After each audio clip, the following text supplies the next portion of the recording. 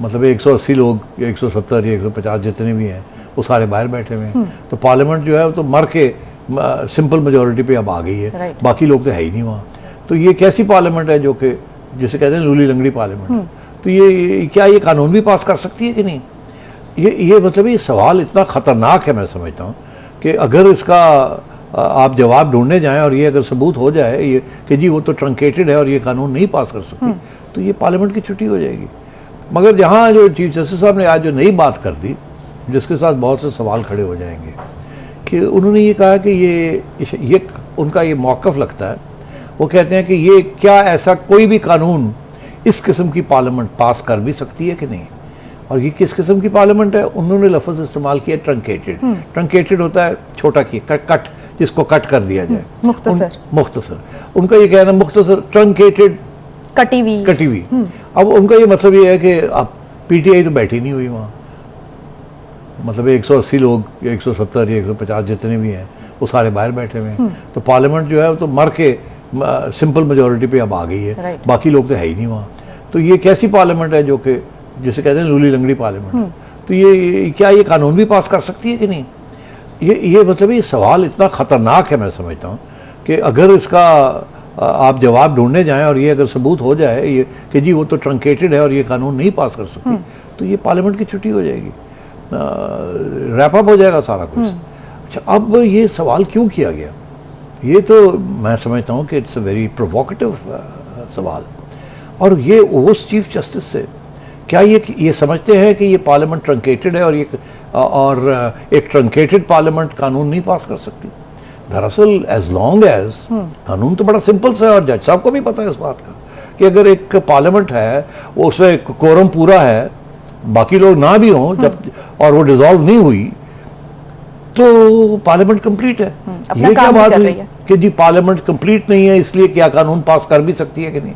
और ये वो जज साहब हैं, अब मैं माजरत के साथ ये कह रहा हूँ because I am quite shocked by this question, ये वो जज साहब हैं जिन्होंने जब स्पीकर असेंबली ने डिसॉल्व की थी पार्लियामेंट और मेजॉरिटी पार्टी उस वक्त जो थी या जो गवर्नमेंट में थी उन्होंने डिसॉल्व कर दी थी और जज हजरात को 12 बजे रात को बाहर आ गए और उन्होंने आके स्ट्राइक डाउन कर दिया उसको। तो उस वक्त तो पार्लियामेंट ट्रंकेट हो चुकी थी और इन्होंने उस ट्रंकेटेड पार्लियामेंट को रिस्टोर कर दिया और कहा ये नहीं कर सकते। तो एक तरफ तो ये खुद इन्होंने फैसला किया, 5 मेंबर बेंच बन गया और उन्होंने आगे ये फैसला बाद में किया कि ये तो कर ही नहीं सकते थे, और आज उसी को कह रहे हैं कि ये ट्रंकेटेड पार्लियामेंट है तो ये कानून नहीं पास कर सकते। तो अब मतलब बड़ी इंटरेस्टिंग है ये कि ये क्यों कहा गया।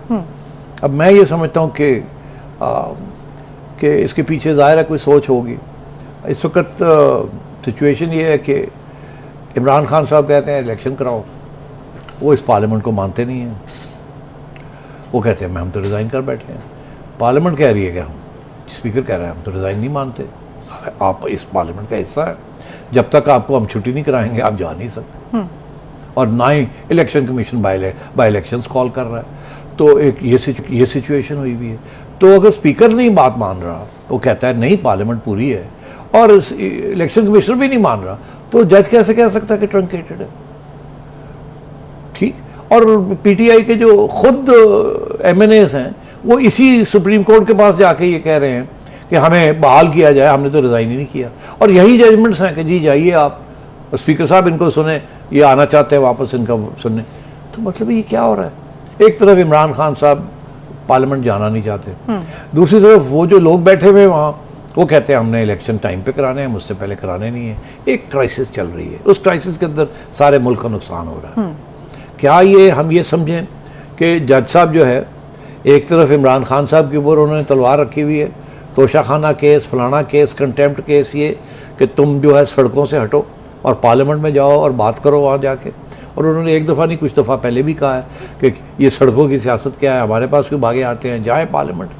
उन्होंने कहा है, जस्टिस उमर ने ये बात कही है। एक तरफ तो उनको कह रहे हैं जाए वहाँ पे जाके अपने मसाइल हल करें, और उधर उनको कह रहे हैं पार्लियामेंट में जो बैठे हैं कि तुसी भी सोच लो, तुहानू ना असीं उड़ा दईए, तुसी भी गल बात कर लो।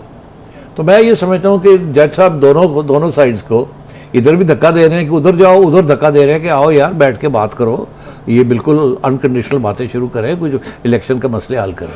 तो ये दोनों तरफ क्योंकि इस्टेब्लिशमेंट पीछे हट गई है। अब मेरा ख्याल है जुडिशरी के कुछ जजेस सोच रहे हैं कि और कुछ नहीं, क्राइसिस चल रही है, हम दोनों साइड्स को धमकियां भी दें, प्यार भी करें। अब खान साहब के साथ क्या हो रहा है, उनको कन्विक्शन नहीं हो रही, प्यार हो रहा है। उधर धमकी दे रहे हैं कि आप सड़कों पे क्यों हैं, उधर जाएं। उधर भी कि आपका कानून जो है वो फंडामेंटल राइट्स के खिलाफ तो नहीं है, प्यार हो रहा है, ठीक।